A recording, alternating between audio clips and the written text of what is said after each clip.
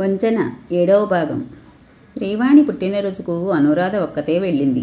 విశ్వనాథం వెళ్ళలేదు. తనతో పని ఉందని లంచ్ కల్లా వచ్చి జాయిన్ అవుతానని చెప్పాడు. ఇంట్లో గెట్ టుగెదర్లా పెట్టారు. భారీగా చేయకున్నా సింపుల్గా చూడడానికి అందంగా గుమగుమలు వెదజల్లుతూ ఉన్నాయి వంటకాలన్నీ. లంచ్కి biryani with gravy, raita, gulab jamun, tomato పప్పు, గుత్తి వంకాయ కూర, అప్పడాలు, వడియాలు రెడీ చేశారు. అనురాధ వెళ్ళి సెటిల్ అయ్యాక కాసేపటికి వచ్చింది శరణ్య. చూడ్డానికి చాలా సింపుల్గా, ట్రెడిషనల్గా, అందంగా ఉంది.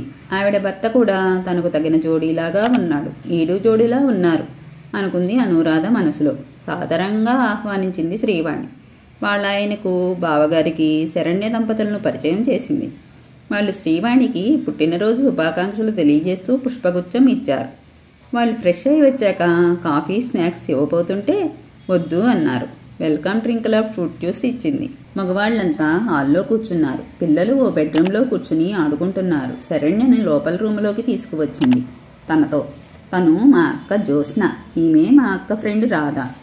అక్క, ఈమె శరణ్య, నా ఆఫీస్లో ఫ్రెండ్, ఇక్కడే దగ్గరలో ఉంటారు అని పరస్పర పరిచయాలు చేసింది. కాసేపు పిచ్చాపాటి మాట్లాడుకుని లంచ్కి లేచారు. అప్పుడు విశ్వనాథం వచ్చారు. ఆయన్ని రాధమ్మ గుడిగా పరిచయం చేశారు. ఆ పరిచయాలు అయ్యాక భోజనానికి రెడీ అయ్యారు. ఒక టేబుల్ పైన వంటకాలు అన్నీ పింగాణీ పాత్రల్లో పెట్టి అందంగా అమర్చారు. ముందు అందరికీ వడ్డించింది శ్రీవాణి.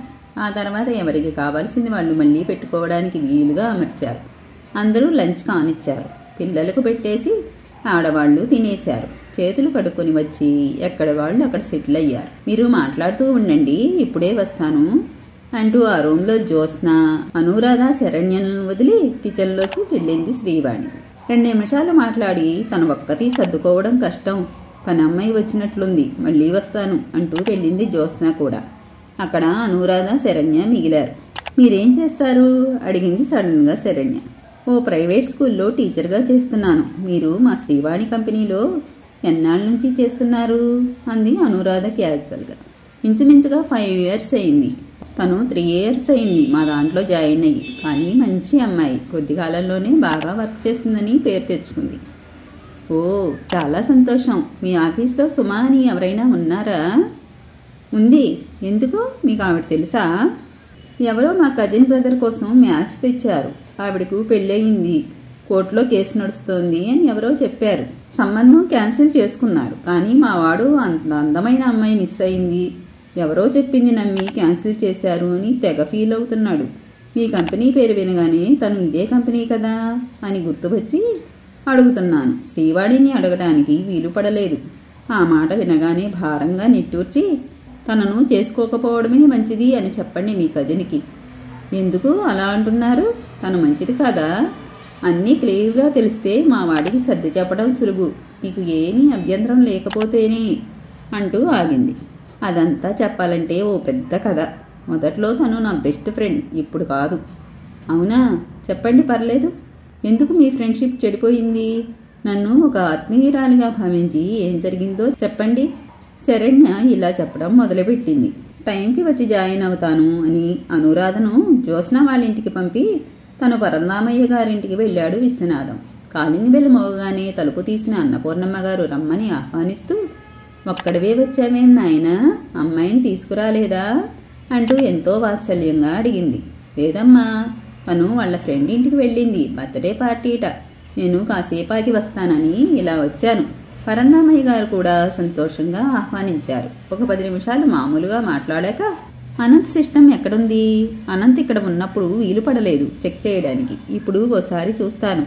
ఆ మెయిల్స్ గురించి ఏమైనా క్లూ దొరుకుతుందేమో ప్రయత్నిస్తాను అన్న విశ్వనాథంను సిస్టమ్ ఉన్న రూమ్లోకి తీసుకెళ్లారు పరంధామయ్య. సిస్టమ్ ఓపెన్ చేసి పాస్వర్డ్ తీసి పెట్టమన్నా ఎక్కడ పెట్టాడో తెలుసా?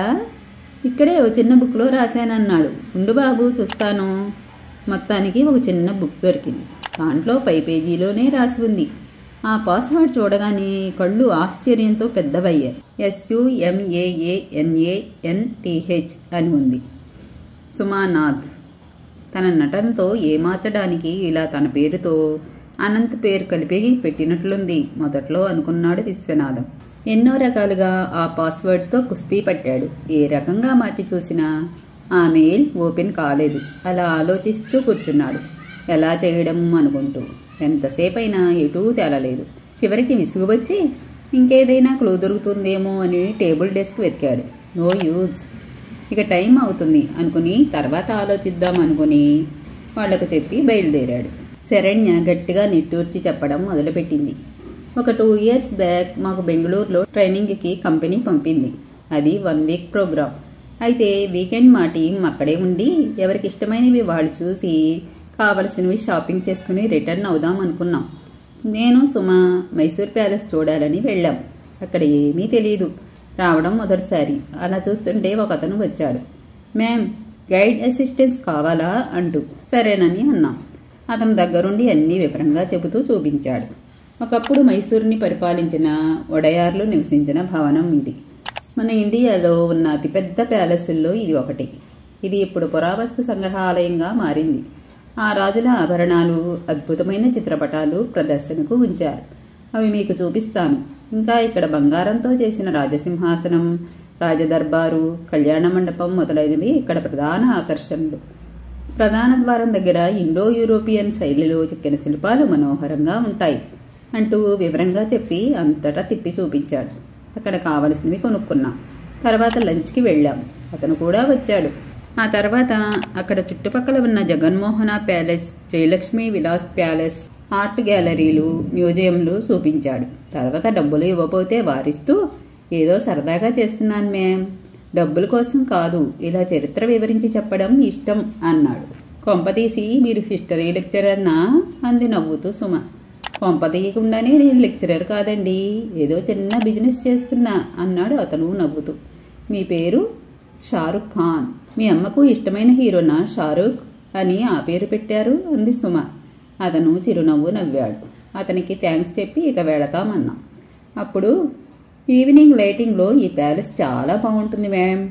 అసలు ఆ టైంలో చూడటానికి 2 కళ్ళు చాలవు, అంత అద్భుతంగా ఉంటుంది. చూసి తీరాల్సిందే, అంత బాగుంటుంది.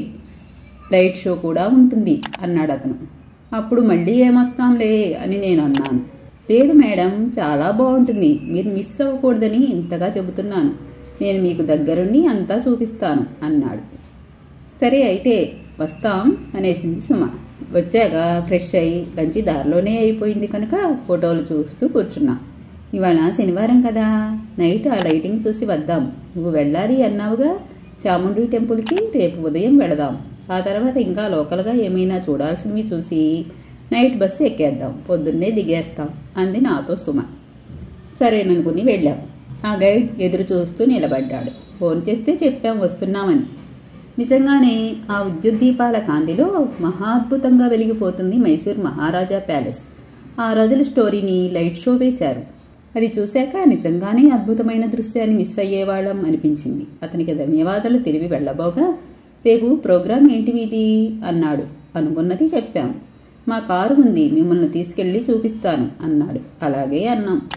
ఉదయమే వచ్చేశాడు. చక్కగా వెళ్ళి నా చిరకాల వాంఛ అయిన చాముండి అమ్మవారిని దర్శించి పులకించిపోయాను. ఇంకా షాపింగ్ చేద్దాం అంది సుమ. అబ్బా, నాకు ఓపిక లేదే, ఇక చాలు షాపింగ్ అన్నాను. తొందరగా వచ్చేద్దాం అంటూ మొదలెట్టింది. నా వల్ల కాదు అని నేను అంటుంటే, పోనీ నేను తీసుకెళ్తాను, షాపింగ్ చేసుకోండి, మీరు మీ ఫ్రెండ్ని రెస్ట్ తీసుకోమనండి అన్నాడు అతను. సరే నేను వెళ్ళొస్తా, నువ్వు రూమ్లోనే ఉండు అంది సుమ. అప్పటి నా పరిస్థితికి సరేనన్నా. నన్ను రూమ్ దగ్గర దింపేసి వెళ్ళిపోయారు వాళ్ళిద్దరు. కావలసిన షాపింగ్ చేస్తూ ఉంటే ఓ షాపులో మైసూర్ ప్యాలెస్ మినీ మోడల్ బొమ్మ ఆకర్షించింది సుమను. అక్కడికి వెళ్ళి తన ధర అడిగి ప్యాక్ చేయమని బ్యాగ్లో చేయి పెట్టి పర్సు కోసం చూస్తే లేదు. గుండె గుబిల్లుమంది. బ్యాగ్ అంతా తిప్పి చూసింది, ఎక్కడా లేదు. కంగారు పడింది. ఆవిడ కంగారు చూసి ఏమైంది అన్నాడు ఆ గైడ్. విషయం వివరించింది.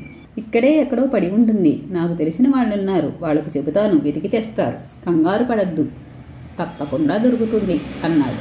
ఆ షాప్ అతనికి వద్దని చెప్పి వెళ్ళబోతుంటే దాని ధర తను ఇచ్చేసి సుమకు ఇచ్చాడు. నా కానుకగా తీసుకోండి అంటూ. ముందు మొహమాట పడిన తర్వాత తీసుకుని థ్యాంక్స్ చెప్పింది. చూడండి మ్యామ్, మీ పర్సు ఎలాగైనా వెతికించి తెచ్చిస్తాను అన్నాడు. ఇక మనం ఫ్రెండ్స్, మ్యామ్ అనొద్దు, సుమ అంటే చాలు అంది. అతను చిరునవ్వు నవ్వాడు. ఏంటో తెలియదు, అతని నవ్వు చూసినప్పుడల్లా ఏదో మెస్మరైజింగ్ అనిపిస్తోంది సుమకు. తన ఆఫీస్ ఫోన్ నెంబర్ ఇచ్చింది అతనికి. అతను తన మొబైల్ నెంబర్ ఇచ్చాడు. స్మార్ట్ ఫోన్ రాని కాలం నాటి కథ ఇది. ఓన్లీ బండ ఫోన్స్ ఉండేవి లేదా కాయిన్ బాక్స్ అంతే. తర్వాత తన ఆఫీస్కి తీసుకెళ్లి చూపించాడు. ఇక్కడే ఉంది అంటూ. పెద్దగానే ఉంది ఆఫీస్. ఏం బిజినెస్ అంటే ఇంపోర్ట్ అండ్ ఎక్స్పోర్ట్ చేస్తాం, మైసూర్ ప్రొడక్ట్స్ అన్నాడు. అలా బయట ఒక కప్పు కాఫీ తాగుదామని వెళ్ళారు. అక్కడ అతను, నిన్ను చూసినప్పటి నుంచి నువ్వు నా కోసమే వచ్చావు అన్న ఫీలింగ్ వస్తోంది. ఇవాళ వెళ్ళిపోతావు అంటే ఏదోగా ఉంది. మళ్ళీ ఎలా కలుస్తామో. అందుకే నా మనసులో మాట చెబుతున్నాను. నిజంగా ఐ లవ్ యూ. నా గుండె నీకై ఎదురు చూస్తుంది ఎప్పుడు అన్నాడు. ఒక్కసారిగా ఏమి మాట్లాడాలో అర్థం కాలేని స్థితి వచ్చింది సుమకు. అదేంటి, నా గురించి నీకు తెలియదు, మీ గురించి నాకు తెలియదు, ఇది కేవలం ఆకర్షణ మాత్రమే అంది కొంచెం తెలివి తెచ్చుకుని. చూస్తే తెలిసిపోతుంది ఈ మనిషి మన కోసమే పుట్టడం జరిగింది అని. అంచనా వేయగలం. నా వివరాలు కావాలి అంతే కదా. మా అమ్మ నాన్న చనిపోయారు నా చిన్నప్పుడే. అన్ని బాధ్యతలు నేనే స్వీకరించి కష్టపడి పైకొచ్చాను. ఒక చెల్లెలు ఉంది, తనకు నేనే పెళ్లి చేసి పంపించాను. మా ఆఫీస్ చూసావుగా, చాలా ఆస్తి సంపాదించాను. ముంబైలో కూడా ఉంది బ్రాంచ్. ఇంకా ఏమైనా అనుమానం అయితే ఇల్లు చూపిస్తాను పదా.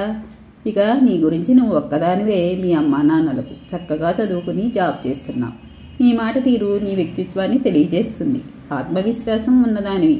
నీ ఇష్టాలకు నేనెప్పుడూ అడ్డురాను. నువ్వెలా ఉన్నా నాకు ఇష్టమే అన్నాడు. ఇంతలో ఒక కుర్రవాడు వచ్చాడు. అన్నా అంటూ. ఏరా బాగున్నావా, ఏంటి ఇలా వచ్చావు అన్నా. నువ్వుండగా మాలాంటి వాళ్లకు ఇంకేం బాధ. నువ్వు ఏదో పర్సు గురించి చెప్పావుగా, నువ్వు చెప్పిన ప్లేస్లో గైడ్గా ఉన్న మన రాజుకి దొరికిందట. ఇచ్చి పంపించాడు. ఇదిగో అన్నా అంటూ ఇచ్చి వెళ్ళిపోయాడు. ఆ పర్సు చూడగానే అమ్మయ్యా అనుకుంది సుమ. అతను చేతికిస్తూ, చూసుకో అన్నీ ఉన్నాయో లేదో అన్నాడు. చూసుకుని, ఉన్నాయి, చాలా థ్యాంక్స్ అంది చిరునవ్వుతో. అమ్మయ్య, ఇప్పటికీ సుమ ముఖం వికసించింది. బాగా ఆలోచించి నీ నిర్ణయం చెప్పు. తొందర ఏమీ లేదు. నీకోసం ఎప్పటికీ వేచి చూస్తుంటాను. నీకు ఇష్టం లేకపోతే ఫ్రెండ్స్లా ఉందాం, కానీ నాకు నిరాశ మిగల్చవనే అనుకుంటాను. సరేనని తల ఊపి వెళ్ళాక ఫోన్ చేస్తాను అని చెప్పింది. అతను రూమ్ వద్ద దింపి ఎవరూ చూడకుండా హఠాత్తుగా చెక్కిలిపై తట్టి వెళ్ళిపోయారు. రూమ్కి వచ్చిన సుమ ఆ విషయాలు నాతో షేర్ చేసుకుంది. నేను అనుమానపడ్డాను. హఠాత్తుగా ఇలా ఎలా పుట్టుకొస్తుందే ప్రేమ, ఏదో తేడాగా అనిపిస్తోంది అంటూ నా అనుమానం వ్యక్తం చేశాను. తను ఎంతోమందికి సాయం చేస్తున్నాడు. నేను అడగకుండానే తన వివరాలు అన్నీ చెప్పాడు. తన ఆఫీస్ చూపించాడు. అలా చూపించరుగా నువ్వు అనుకున్నట్టుగా అయితే. నువ్వు అన్నట్టుగా నాకేమీ అనుమానం కనిపించలేదు. నిజాయితీనే కనిపించింది.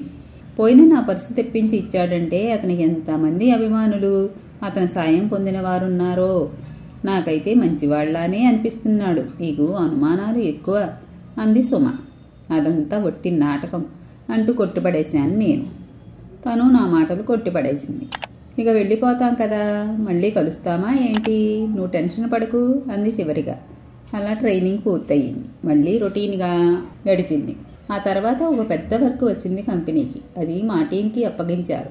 ఆ బిజీలో పడిపోయి ఇక అంత ఎక్కువగా మేము మాట్లాడుకోలేదు. ఆ తర్వాత ఏం జరిగింది, సుమ తన మనసు మార్చుకుందా? తర్వాత భాగంలో తెలుసుకుందాం. 7వ భాగం ఇంతటితో సమాప్తం. నా కథలు కానీ మీకు నచ్చినట్లయితే నా ఛానల్ను తప్పకుండా సబ్స్క్రైబ్ చేసుకోండి.